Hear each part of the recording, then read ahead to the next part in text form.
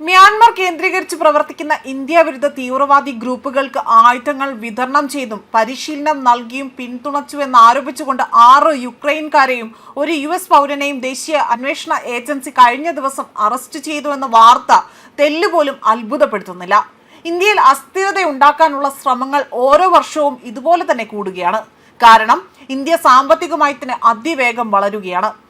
പുറത്തുനിന്നുള്ള തീവ്രവാദ സംഘടനകൾക്ക് ആയുധങ്ങളും പരിശീലനവും നൽകി ഇന്ത്യക്ക് അകത്തേക്ക് കടത്തിവിട്ടുകൊണ്ട് അവിടെ ഇന്ത്യയിൽ കലാപം ഉണ്ടാക്കാനുള്ള ലക്ഷ്യം ഇവിടെ തയ്യാറാക്കുകയാണ്.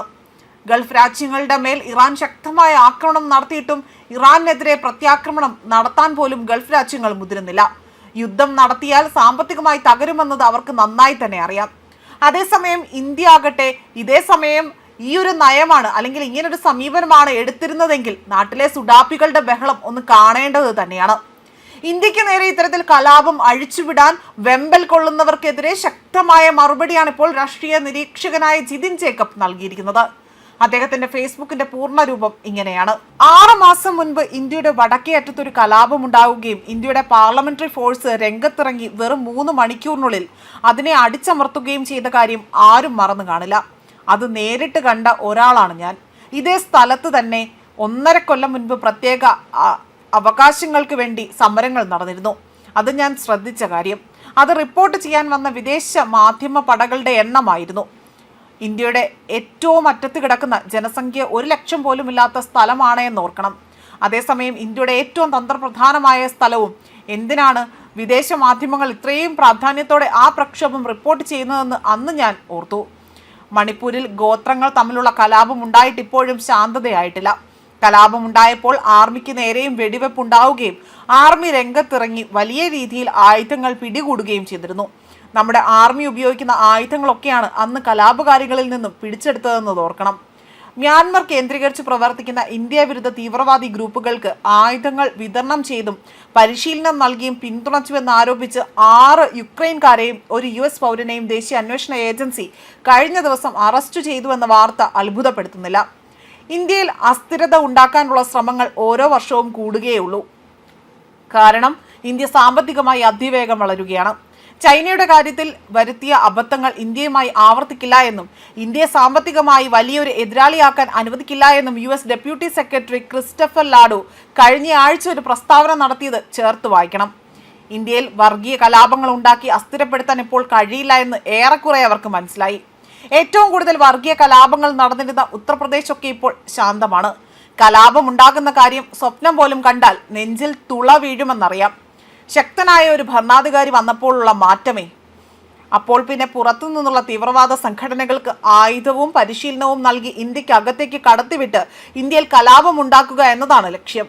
ഇന്ത്യ ഓപ്പറേഷൻ സിന്ദൂർ പോലും വെറും 36 മണിക്കൂർ കൊണ്ട് അവസാനിപ്പിച്ചത് രാജ്യത്തിന് യുദ്ധം ചെയ്തത് സാമ്പത്തികമായി തകരാൻ താല്പര്യമില്ലാത്തത് കൊണ്ടാണ്. ആ കെണിയിൽ ഇന്ത്യ വീണില്ല.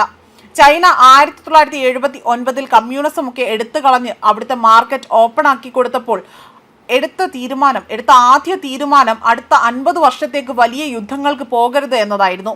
തായ്വാൻ എന്ന പീരങ്കി ദ്വീപിനെ ഇപ്പോൾ ആക്രമിച്ച് ചൈനയ്ക്കൊപ്പം ചേർക്കും എന്ന് കഴിഞ്ഞ 50 വർഷമായി ചൈന പറയുന്നതല്ലാതെ യുദ്ധത്തിന് മുതിരുന്നില്ല. അവർക്കതിന് താല്പര്യമില്ല. ഇപ്പോൾ ഗൾഫ് രാജ്യങ്ങളുടെ കാര്യം നോക്കൂ.